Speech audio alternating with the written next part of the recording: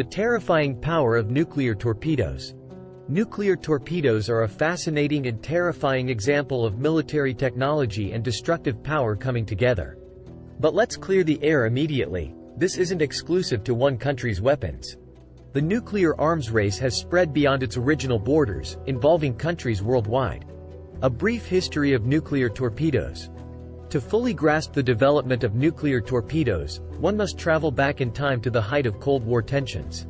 The United States and the Soviet Union come to mind when we think about nuclear weapons because of their rapid development and deployment of a large stockpile. Despite this competition, a global tendency toward nuclear proliferation emerged between the 1950s and the 1970s. During this time, many militaries considered incorporating nuclear payloads into various platforms. The desire to embed nuclear capabilities into any and all implements is analogous to the current craze for smart gadgets.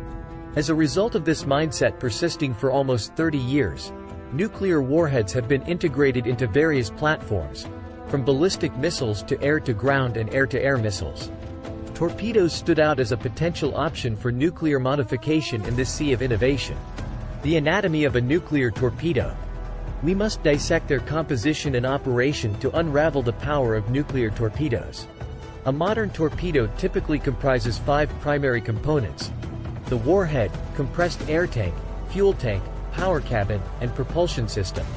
In the context of guided torpedoes, 2 additional elements, the seeker and control system, come into play.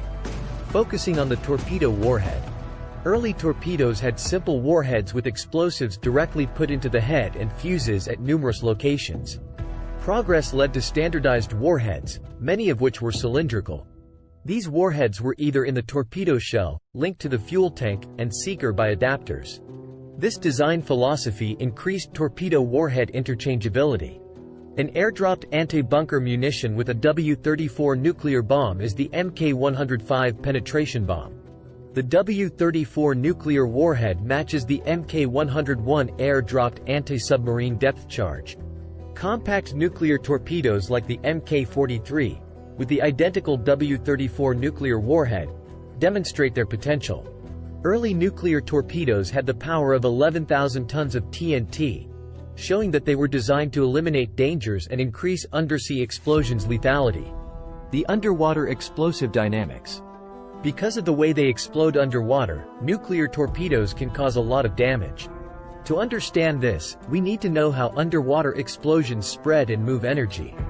When a torpedo explodes underwater, the bubble area that forms moves back and forth, gets smaller and gets bigger. This repeating process sends energy out into the mass of water around it. Water can't be compressed like air can, which is part of what makes underwater blasts unique. The force of the collision depends on how big the bubble is. For example, when a traditional 500 kilogram torpedo goes off, it can create a hole about 10 meters in diameter. A nuclear bomb with the same force as several thousand tons can create a hole in deep water that is more than 800 meters across. This huge hole forms almost instantly, and then it keeps moving back and forth. The lethal efficiency of nuclear torpedoes. Nuclear torpedoes don't destroy things by vaporizing ships. Instead, their real power comes from the large underwater kill zone they create when they explode. This process is dangerous for both ships and submarines. In history, the T-5 torpedo test by the Soviet Union in 1955 is a good example. Armed with a nuclear warhead equal to 4,800 tons of TNT, the explosion began at a depth of 20 meters east of Zindi Island. 2 of the 3 test submarines that were stationed 6.5 nautical miles from the center of the explosion sank, and the third was badly damaged. The way energy is released and transferred here is similar to how standard explosives work. The water's inability to be compressed and the force of the explosion created a huge hole that affected ships and subs nearby. This shows that the power of early nuclear weapons doesn't depend on their size, since smaller versions can still do a lot of damage underwater. Unraveling the status 6 inches conundrum. The word status 6 inches has been a source of mystery and debate in the past few years. Many people think this is a new type of nuclear torpedo, but the Russian Ministry of Defense calls it a marine multi-purpose system. The status 6 inches is unlike a normal torpedo because it is an unmanned deep submersible with a nuclear warhead and power source. Its targets are not just naval ships but also coastal towns and ports. With a charge that is equal to 100 million tons of TNT, this strange weapon has an explosive force that is hard to believe. By exploring at depths of 1,000 to 2,000 meters on the seabed, huge cavitation bubbles are made, which start a chain reaction that can cause a tsunami that can wash away port towns. The broader implications. As we learn more about nuclear torpedoes, we learn about their scary science and their wider effects. The history and science of these weapons show how dangerous nuclear explosions are by nature. The idea that there could be a lot of damage, especially in heavily populated coastal places, is a scary reminder of how destructive modern military technology can be. Nuclear weapons are a terrifying example of how smart people can be and how hard they will work to get power.